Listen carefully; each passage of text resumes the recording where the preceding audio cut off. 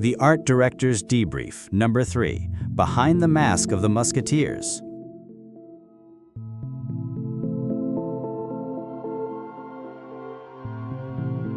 Hello, and welcome back to the Emotive Archive. In our last debrief, we established our framework, viewing the Three Musketeers not as a simple adventure, but as a sophisticated political spy thriller.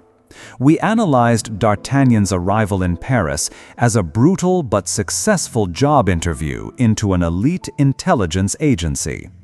Today, we follow our newly formed unit as they face their first major political test. And, more importantly, we go behind the public facade to declassify the private lives of the three men who give the novel its name. This analysis of chapters 6 and 7 will explore the dangerous world of royal patronage and reveal the true characters of Athos, Porthos, and Aramis through the artistic lens of their personal environments.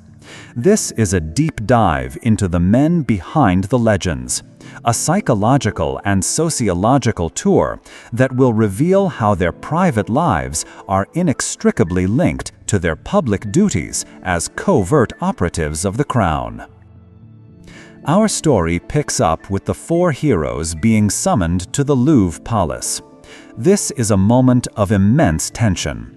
They have openly defied the Cardinal's authority, a treasonous act in all but name, by brawling with his personal guards. The air is thick with the possibility of punishment, imprisonment, or exile. The scene that unfolds is a masterclass in political theater, a perfect microcosm of the fractured power structure of 17th century France. The king, Louis XIII, is presented not as an absolute monarch, but as a man struggling to maintain his authority against his own first minister, the brilliant and terrifyingly powerful Cardinal Richelieu. This dynamic, a king at odds with his chief advisor, creates a state within a state.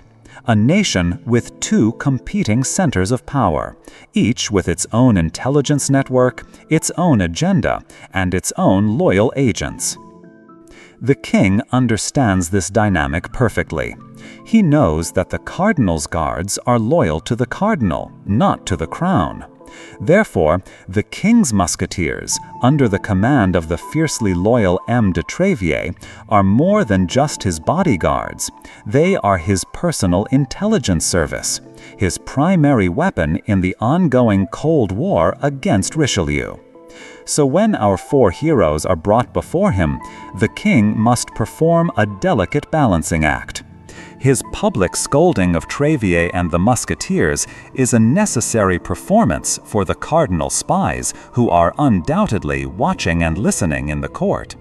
He must maintain the appearance of royal disapproval to avoid an open political crisis. But his private actions tell the true story. The subtle praise, the sly encouragement, and, most tangibly, the 40 pistoles given to D'Artagnan are the true message. It is a secret signal of royal favor, a quiet declaration of support, a clandestine funding operation for his most effective agents. By rewarding them, the king is not just praising their bravery, he is officially sanctioning their actions against the cardinal. He is funding his own covert operations team. D'Artagnan and his friends are no longer just soldiers. They are now state-sponsored assets in a secret war, a position that is both a great honor and a terrible, life-threatening danger. They have been given a royal license to continue their fight. With their newfound fame and fortune, D'Artagnan finally gets a glimpse into the men behind the uniforms.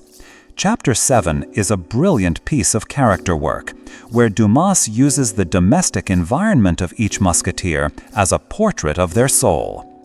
From an art director's perspective, this is a tour through three distinct psychological landscapes, each revealing the true motivations and methods of these complex agents. Let us declassify the private lives of these men. First, we visit Athos. His lodging is a study in Stoic nobility. Located in a respectable neighborhood, his apartment is modest but impeccably clean and elegant. Dumas tells us it is a space where every object speaks of a past grandeur now faded. His possessions are few, but of the highest quality. A magnificent sword from the era of King Francis I, a portrait of a great nobleman, a gilded casket. These are not the belongings of a common soldier. They are the last vestiges of a noble lineage, the artifacts of a former life. Athos's apartment is a space of quiet melancholy and aristocratic restraint.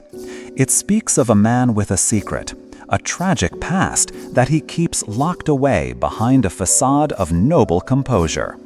He is the quintessential fallen noble, a man who has lost everything, his title, his fortune, his love, but has not lost an ounce of his innate dignity or his strict code of honor. His servant, Grimaud, is a perfect reflection of his master's ethos.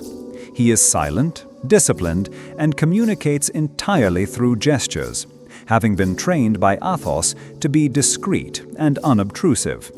This is not just an eccentricity, it is the operational security of a man who values silence and secrecy above all else.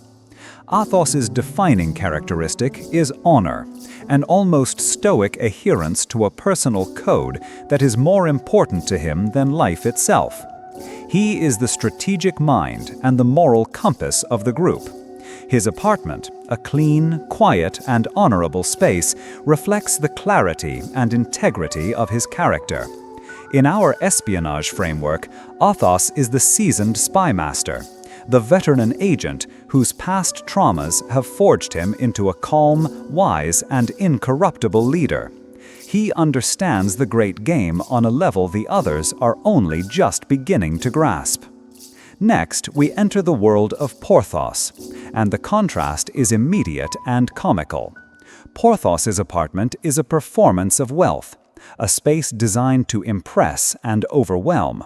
It is lavish, grand, and slightly tasteless. It is filled with expensive objects, gilded weapons, portraits of high-born ladies, magnificent clothes, all meant to project an image of a man of great fortune and social standing.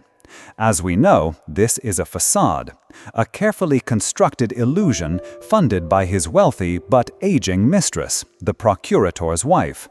His servant, Mousqueton, is a jovial man who loves the good life as much as his master, a partner in maintaining the illusion. Porthos's apartment is a theatrical stage set for his public persona. He is the master of appearances, the social engineer of the group. His primary motivation is not honor, but glory and vanity. He needs to be seen, to be admired, to be the center of attention. While this seems like a simple character flaw, in the world of espionage, this skill is a valuable asset. His ability to charm his way into high society, to create an aura of importance, and to acquire resources through his grand persona is a crucial function for the team. He is the agent who understands and manipulates the power of public image, a necessary tool for infiltration and influence. In a world where perception is often reality, Porthos is a master of creating the perception he desires. He is the team's honey trap, public relations officer, and quartermaster, all rolled into one boisterous package. His home is not a reflection of his true self, but a reflection of the powerful character he has invented to navigate his world.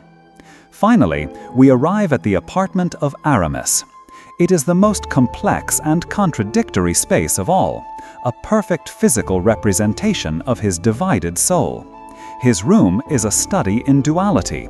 On one side, it is the cell of a pious abbé, with religious texts, a skull for meditation, and an air of quiet scholarship. On the other side, it is the boudoir of a courtly lover, with love letters, a velvet pouch, and the infamous, beautifully embroidered handkerchief of a noble lady. His servant, Bazin, is dressed in black, aspiring to serve a man of the church.